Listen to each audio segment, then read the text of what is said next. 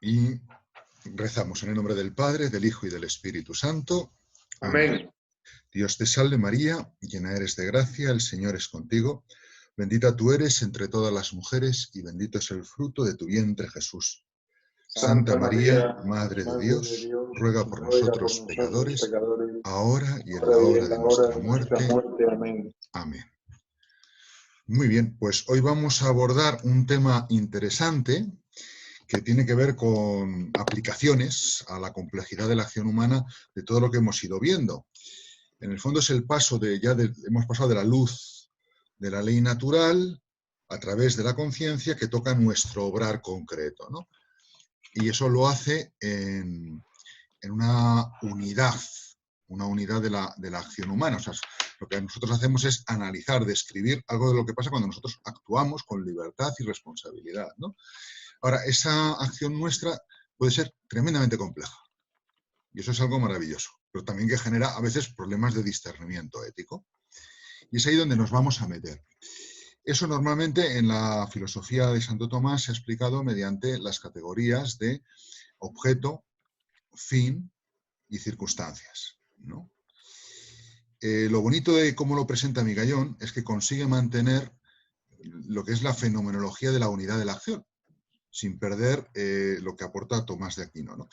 Aunque hay un punto en el que yo disiento de Migallón, que lo veremos, ¿no? Que es cuando habla de las circunstancias. No me gusta del todo cómo lo presenta él, porque me parece que necesita un poquito de profundización mayor o desambiguación, ¿no?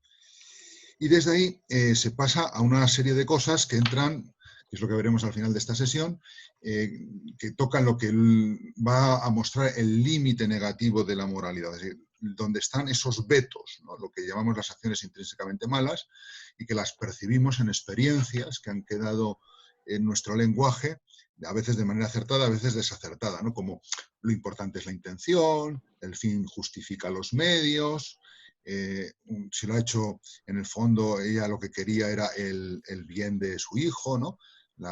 Está actuando con benevolencia, ¿no? Es bueno y está haciendo eso dentro de benevolencia. Y nos damos cuenta que hay cosas que ahí no entran, ¿no? O sea, no cualquier fin justifica cualquier medio, que se entiende por medio, todas esas cosas. Bueno, eso es donde lo aplicaremos. Entonces, os voy a proyectar el esquema y desde ahí vamos comentando.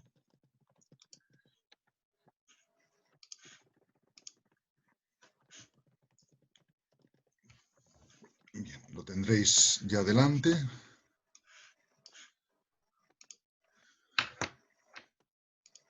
Muy bien, los menos madrugadores están llegando ahora.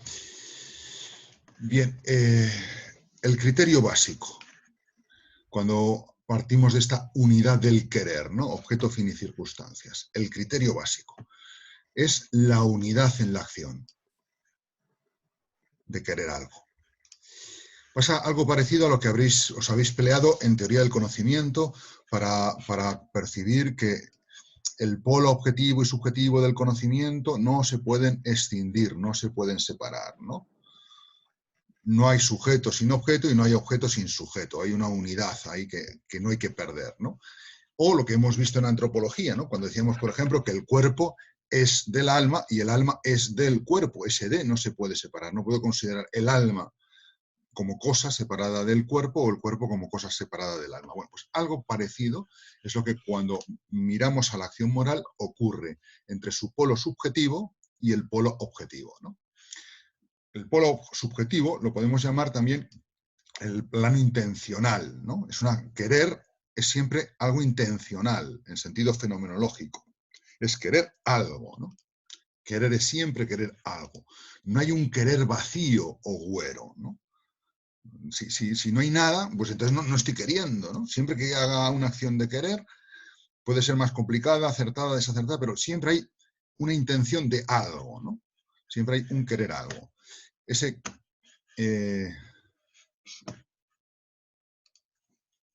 polo intencional lo podemos llamar intención. Si ponemos, eso es lo que descubriría la ética de Tomás de Aquino como la intención, ¿no?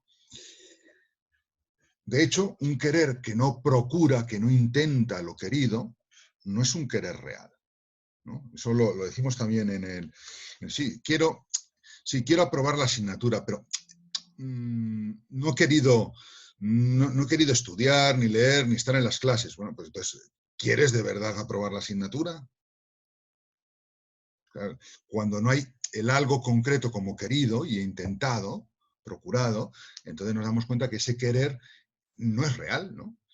Es decir, decir, la buena intención de la que hablamos a veces, ¿no?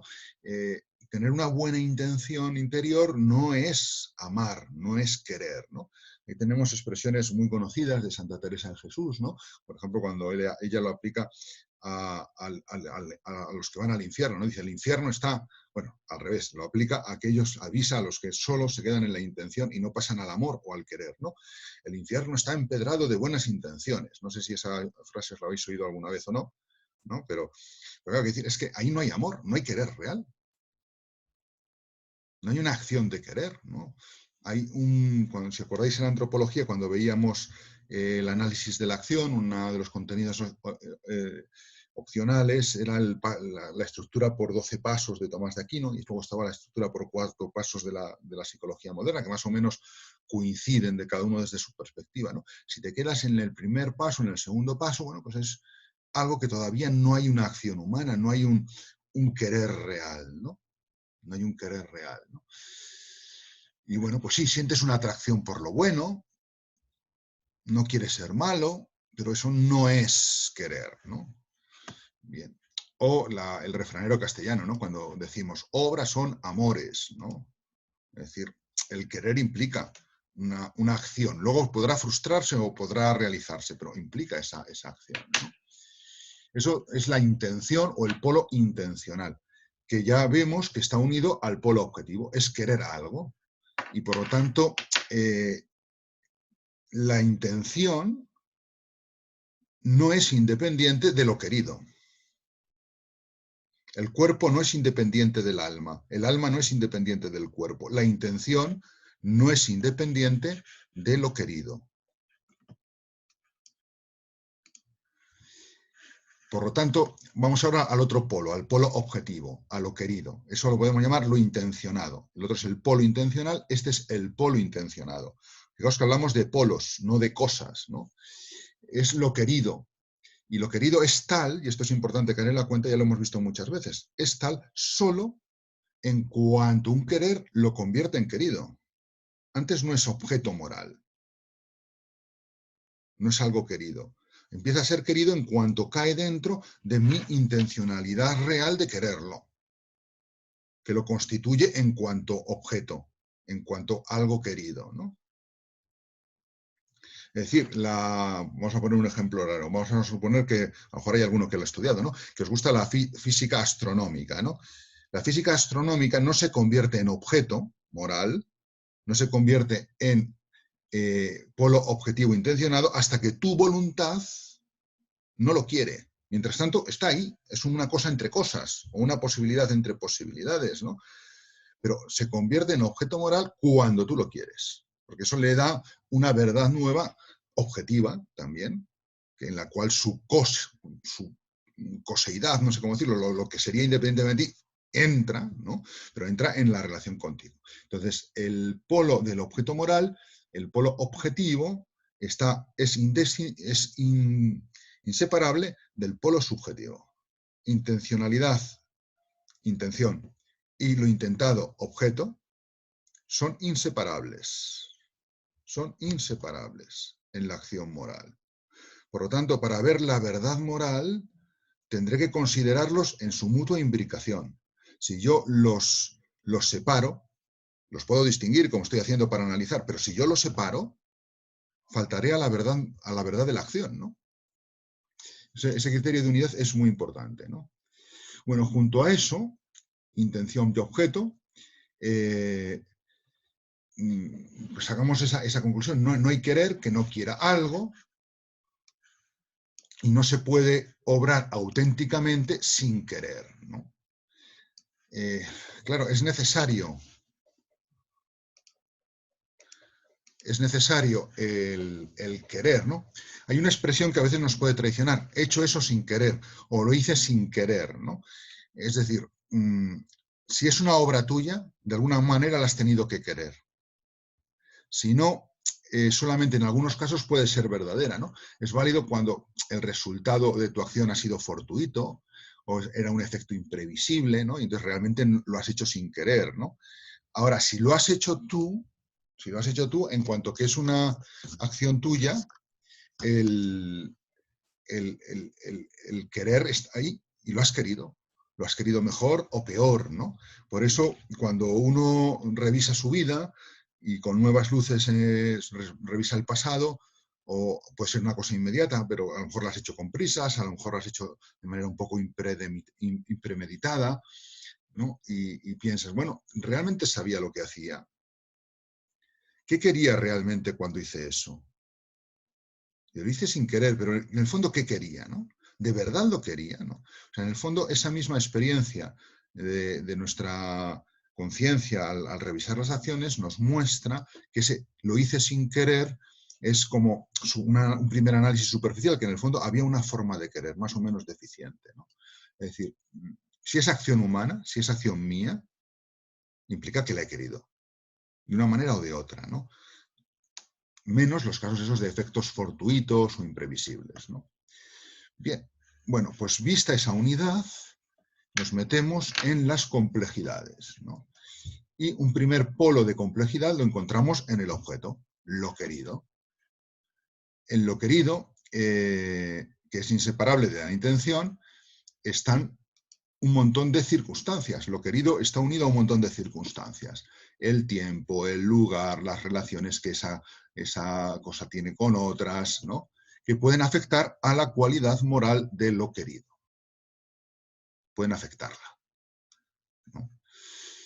Es muy importante evitar, ¿no?, frivolidad y atolondramiento, que son dos actitudes muy frecuentes en nuestra sociedad. Se frivoliza y al mismo tiempo no se presta atención, ¿no?, a las circunstancias de nuestras acciones, ¿no? Porque impiden esas actitudes o vicios básicos, impiden la atención, el interés por lo moral, para captar las circunstancias, que es importante tenerlas. Entre las circunstancias, ¿no?, forma parte esencial las consecuencias, ¿no? Las consecuencias son parte esencial de las circunstancias. O sea, yo quiero esto, pero esto tiene como consecuencia que me despiden. Yo quiero esto, pero eso tiene como consecuencia que hay una pelea familiar. Yo quiero esto, pero esto tiene como consecuencia que no llegamos a fin de mes. Yo quiero esto, pero tiene como consecuencia que me ponen una multa, ¿no? Es decir, esas consecuencias forman parte de las circunstancias, ¿no? Una persona responsable las tiene que tener en cuenta. Esto es lo que los consecuencialistas, que estudiamos hacia el segundo tercio del curso, percibían como muy importante, pero ellos lo convertían en el último criterio de moralidad. Una moral responsable es aquella que tiene en cuenta las consecuencias. Las consecuencias son el criterio de moralidad. Pues mira, las consecuencias forman parte del criterio de moralidad, porque afectan a lo querido. Afectan a lo querido. Pero el Perdón. consecuencialismo no es capaz de explicarlo. Sí, Gaby, dime. Y hay muchas veces que no conoces las consecuencias o se dan unas consecuencias que tú no Claro, ahí las has tendríamos pensado. efectos imprevisibles o fortuitos. Entonces, ahí sí lo hice sin querer. O, ojo, no sea que hemos estado atolondrados o frívolos o no hemos analizado suficientemente una decisión complicada. Entonces, ojo, a lo mejor esas consecuencias eran previsibles y tú tenías la obligación de haberte parado a pensar antes y has actuado con precipitación, ¿no? Ahora, en la medida en que no sean previsibles, no es responsabilidad tuya. Pero lo que sí es responsabilidad tuya es, en la medida razonable, humana, en que esas consecuencias sean previsibles, tenerlas en cuenta. O sea, yo porque no me apetezca nada ir a casa de mi suegra, gracias a Dios no tengo suegra, o es una pena que no lo tenga, porque a lo mejor tenía una suegra maravillosa, ¿no? Veré tú a saber, hay suegras que son un tesoro y suegras que te hacen un poco la vida complicada, ¿no? Sobre todo cuando se meten entre uno y su esposa, ¿no? Pero bueno, claro, es decir, si yo no quiero ir a casa de mi suegra y le planto a mi mujer, no voy a casa de la suegra, yo no puedo ser un cenutrio insensible, que no me dé cuenta de cómo eso afecta a mi mujer, cómo eso afecta a mis hijos, cómo eso afecta a las relaciones con mis cuñados, cómo eso afecta... No, tengo que tenerlo en cuenta, aunque sea complicadísimo y tenga que perder energías pensando y calculando cuál es la acción más justa, más proporcionada o lo que sea, ¿no? Eso forma parte de la vida, ¿no? Ya, tu suegra no hay quien la aguante, es verdad, pero tienes que quererla y tienes que ir a verla y llevarla un ramo de flores el día de la madre. Y ya está. ¿No? Y escucharla, etcétera, ¿no? Bien, volvamos a las circunstancias, ¿no? ¿Qué Una pueden pregunta, afectarlas? porfa. Dejamos la suegra. Oye, yo os agradecería, porque mi conexión no es muy buena, que mientras hablo, salvo que habléis, desconectéis el vídeo para ver si así me llega mejor el feedback. ¿Vale? Gracias. Vale. Luego ya lo volvemos a conectar. Volvemos. Pascal, ¿qué quieres decir? Sí, quería preguntar algo sobre la acción, no sé, querida de una forma, el querer de la acción. ¿Qué A ver, ocurre con, por ejemplo, un chico que está estudiando algo que no ha querido, pero sino que lo está haciendo, no sé, por temeridad o presión? sí, espera entonces, Pascal, porque si seguimos un poquito más, yo creo que se te va a resolver el caso. Si ves que no se resuelve, me lo dices. Vale, Pero yo intuyo, por cómo lo planteas, que va a salir enseguida. muy bien, ¿Vale? vale. Muy bien.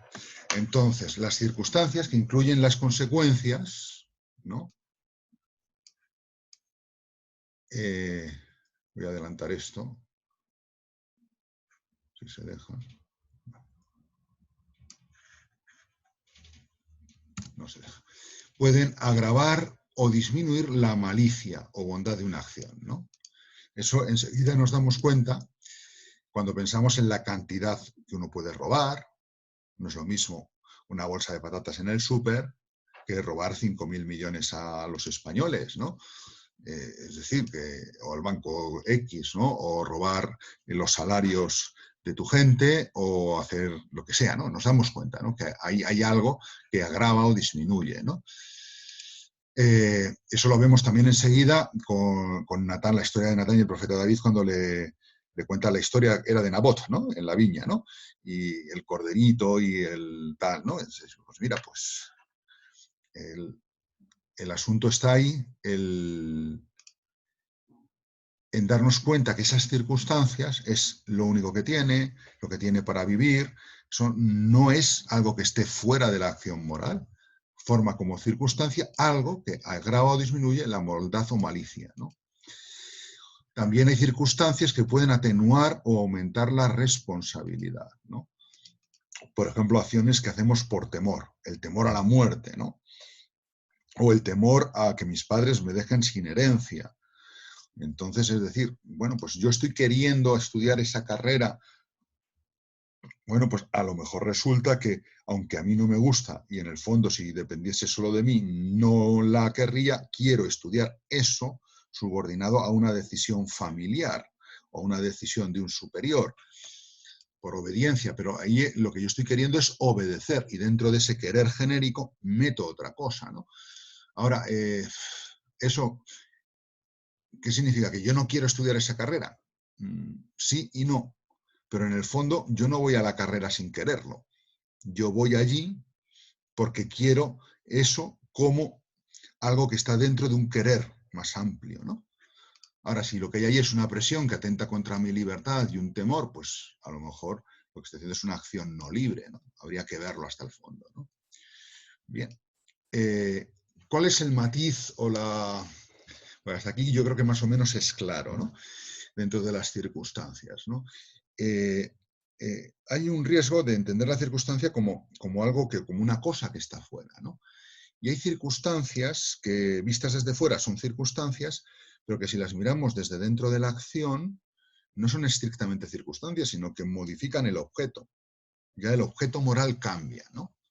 O sea, por ejemplo, si yo soy cazador y voy con mi escopeta y la liebre a la que estoy persiguiendo se mete en la finca de Juanito, cazar la liebre en la finca de Juanito, donde está prohibido la caza, ya no es solamente una acción de cazar la liebre, se ha convertido en una acción de robo.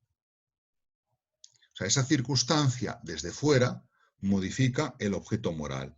Visto desde dentro, visto desde la acción moral, más que una circunstancia, es un elemento que define intrínsecamente el objeto moral, ¿no? Y ese es el matiz que le haría, que no queda suficientemente claro en Migallón, ¿no?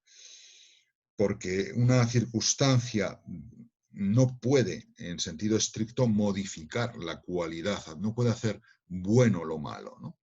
No puede hacer bueno lo malo, ¿no? Bien, bueno, luego lo meteremos un poquito más, ¿no? De todas maneras, ahí se puede hablar, si bien lo hagas desde un campo jurídico, desde un campo de exterior, estás hablando de relaciones, de lugar, de espacio, ¿no?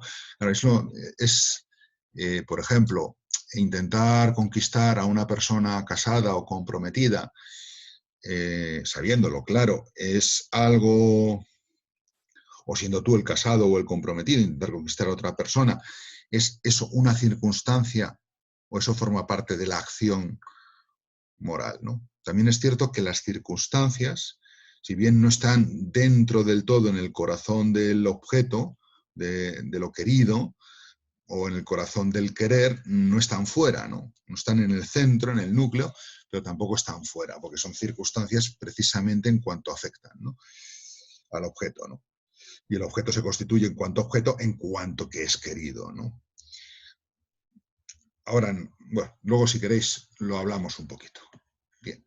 Bueno, si seguimos avanzando un poco, pasamos de la complejidad en lo querido y el peso de las circunstancias, pasamos a la complejidad en el querer, en el polo intencional, que aquí también somos bastante complejos.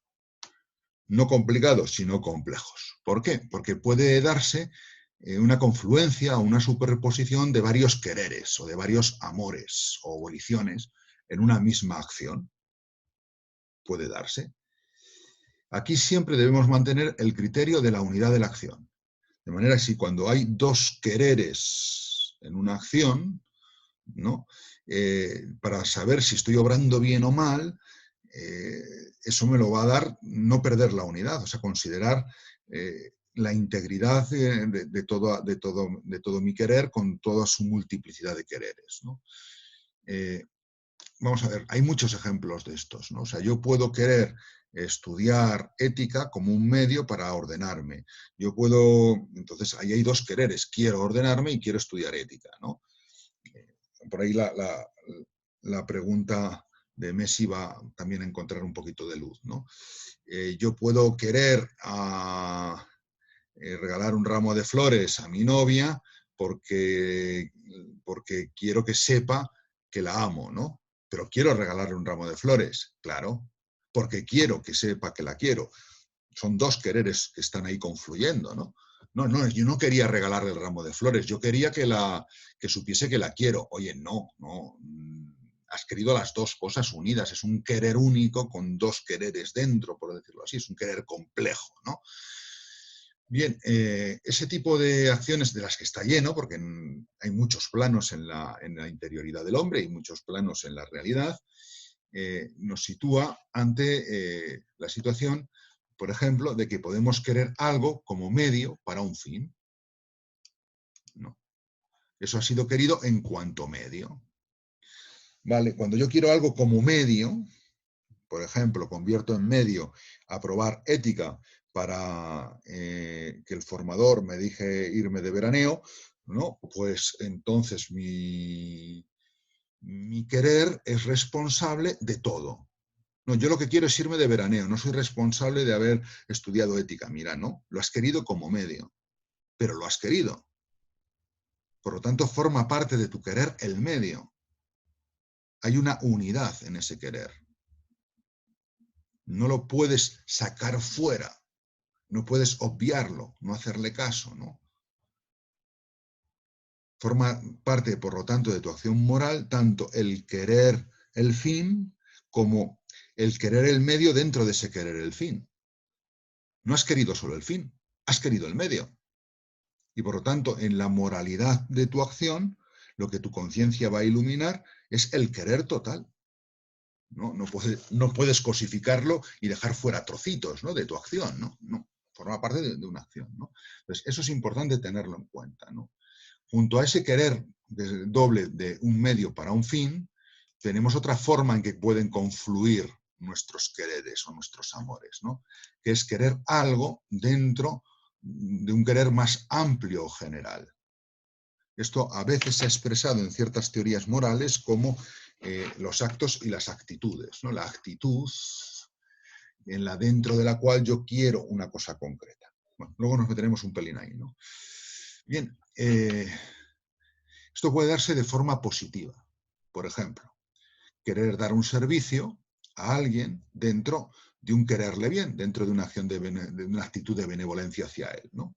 Por ejemplo, lo que decíamos antes de los enamorados. Yo quiero darte este ramo de flores dentro de mi querer a ti. Pero eso no significa que utilice el ramo de flores, se reduzca a ser un medio, ¿no? Sino que es algo que se quiere dentro de otro querer, no es simplemente un medio. Por eso el ramo de flores, el regalito, el detalle, tiene un peso mucho más grande. No es solamente un medio, pero está dentro de un querer más amplio. Igual pasa con cosas que hacen los padres o los esposos, ¿no? La educación de los hijos, ¿no? Pues yo quiero que mi hijo apruebe esta asignatura y que está ahora estudiando, y me peleo para que no se separe de la mesa y del iPad o el librito que está usando, ¿no? Es decir, pues ese querer, yo quiero que mi hijo esté estudiando esa hora y lo hago con fortaleza, claro que sí, pero lo quieres dentro de otro querer. Por lo tanto, ahí hay una relación, ¿no?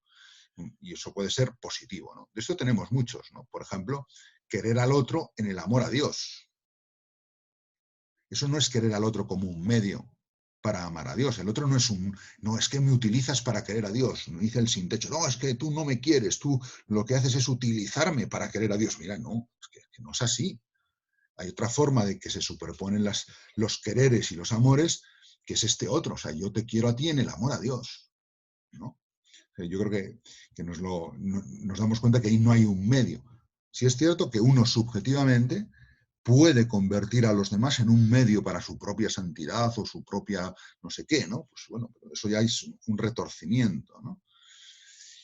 O, por ejemplo, querer el trabajo en el servicio a la sociedad, en el servicio a Dios, ¿no? Y ser muy buen profesional dentro de ese querer. También puede ser al revés, quererlo dentro de un triunfar, o de un triunfar a cualquier costo, porque triunfar no es nada malo tampoco, ¿no? Bien, aquí, por ejemplo, si os sirve de luz, ¿no? Es decir, hay veces que se ha interpretado desde fuera que los cristianos despreciábamos el mundo, porque en el fondo lo que queríamos es el cielo y queríamos la trascendencia y lo espiritual. Mira, no. Nosotros queremos el mundo, amamos el mundo dentro de un amor genérico más grande. Lo amamos desde Dios, en Dios, desde la fe y demás, ¿no? Volvemos aquí a recordar la idea genial de Agustín, ¿no? De el ordo amoris, ¿no? Muy bien. En el palo negativo ya nos damos cuenta que hay cosas que se contradicen, ¿no? Pero aquí lo importante es subrayar que hay acciones, quereres, que no se dejan subsumir en un querer general, ¿no? Que si lo hacemos hay algo que falla, que revienta eso, ¿no? Dar droga al adicto porque le quieres y no quiero que pase el mono. Y digo, no, oye, no. Si haces eso, no le estás queriendo bien. Si le quieres bien, no le des droga, aunque tenga el mono, ¿no? Bien.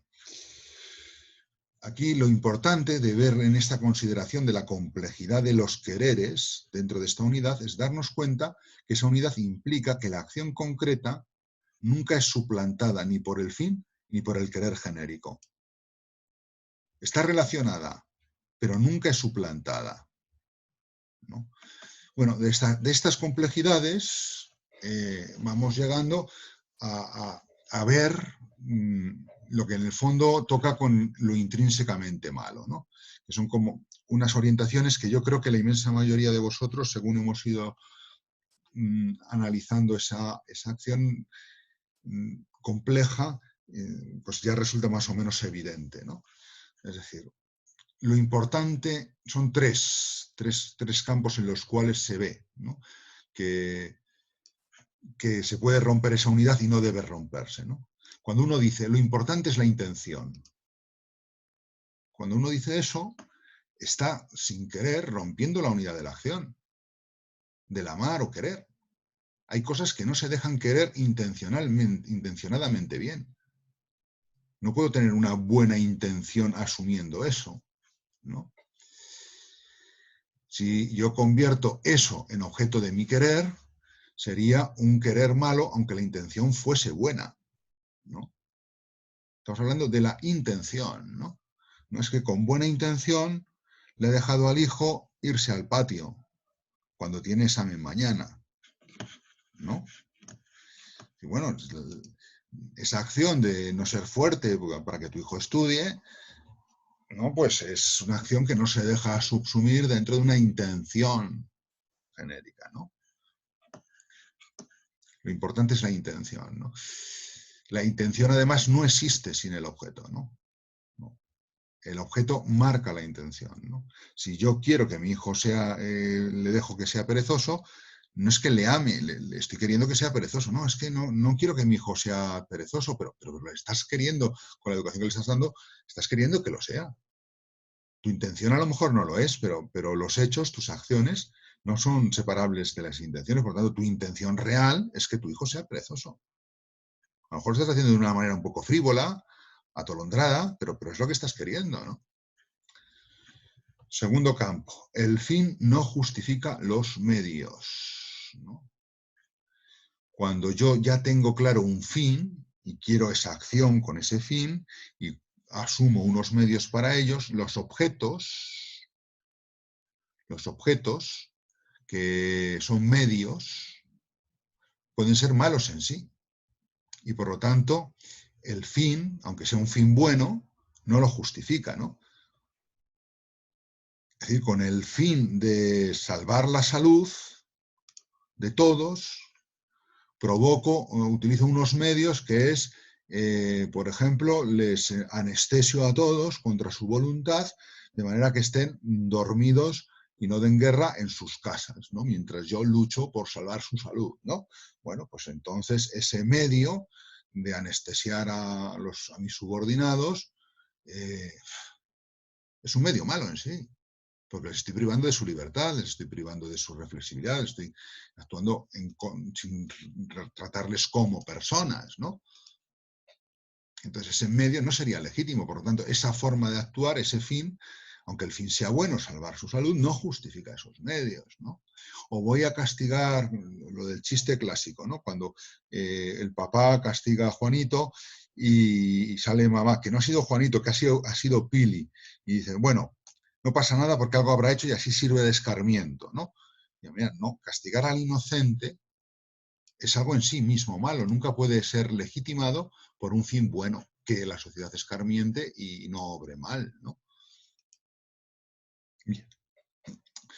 Junto al fin no justifica los medios, que estamos dentro de la complejidad del querer, ¿no? En lo otro estábamos sobre todo en la complejidad de lo querido, ¿no? En la intención, ¿no? O sea, el uno está dentro de la complejidad en lo querido, separar la intención de lo querido y las circunstancias. El fin no justifica los medios, está en la complejidad del querer. Hay dos quereres en un solo querer, un querer complejo, ¿no? Tiene también una cara distinta, aparte del fin no justifica los medios, ¿no? Y es que hay veces que medios no deseables pueden o incluso deben llevarse a cabo por el fin, porque cambia la naturaleza del primer querer, ¿no? Por ejemplo, una amputación es algo en principio no deseable, pero cuando esa amputación se ve dentro del todo de recuperar la salud porque está gangrenada y si no te mueres, esa amputación puede ser incluso algo que debes hacer o debes permitir al médico que te haga, ¿no? No es que la amputación es mala, sí, claro, aquí tenéis el ejemplo extremo, es el tema de los jueces cuando se veían obligados a dictaminar a los testigos de Jehová a que hiciesen una transfusión a sus hijos para salvarles la salud, ¿no? Es decir, bueno, pues se relacionan así, o sea, ahí hay medios que son buenos objetivamente dentro de un todo de la acción, ¿no? Entonces, lo importante es este límite, ¿no? Lo malo en sí, lo intrínsecamente malo. Nos damos cuenta en la experiencia moral que hay objetos intrínsecamente malos que no pueden ser asumidos por un fin bueno. El fin no justifica los medios, aunque hay cosas que pueden ser realizadas conforme a un fin, porque eso sí les da una bondad, ¿no? Pero porque no son malos en sí mismos, ¿no? No son objetos intrínsecamente malos. Por último, también dentro de lo que sería el intrínsecamente malo, dentro de la complejidad del querer, tendríamos lo que al principio os decía de las ciertas morales de las actitudes y los actos, ¿no? La actitud aquí entendida como, no tanto como una virtud, sino la actitud entendida como un vago y genérico querer general que configura mi personalidad, ¿no?